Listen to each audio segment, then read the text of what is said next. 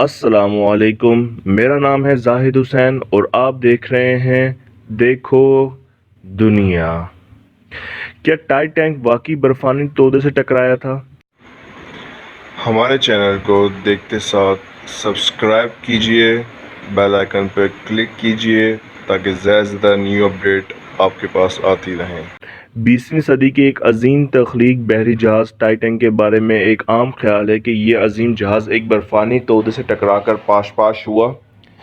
سن 1912 میں جب 880 فٹ لمبے اس جہاز نے اپنے پہلے سفر کا آغاز کیا تو صرف 4 دن بعد یہ ایک بڑے گلیشیئر سے ٹکرا کر ایک خوفناک حادثے کا شکار ہو گیا۔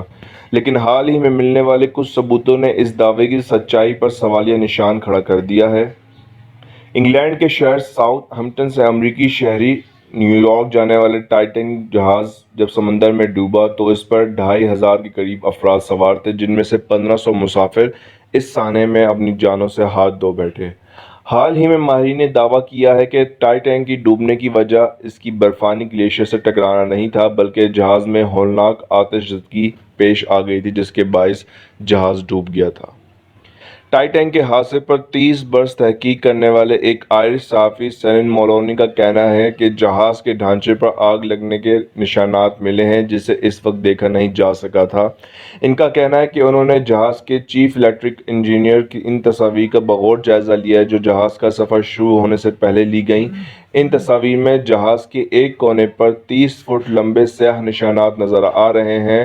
ان کے مطابق یہ حصہ آگ لگنے کی وجہ سے پہلے ہی کمزور ہو چکا تھا اور جہاز جیسے ہی برفانی تودے سے ٹکرایا سب سے پہلے یہ حصہ ٹوٹ کر جہاز کو غیر متوازن کر گیا۔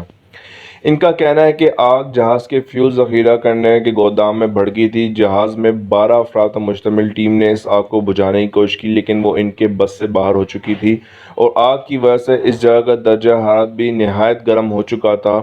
ماہرین نے بتایا کہ انہوں نے حادثے کی تحقیقاتی دستاویزات کا جائزہ لیا تو انہیں علم ہوا کہ جہاز کو بنانے والی کمپنی کے صدر جے بروس آئزمی نے جہاز کے عملے کو سختی سے منع کیا تھا کہ آگ لگنے کا علم جہاز میں سوار 2500 مسافروں کو ہرگز نہ ہونے پائے۔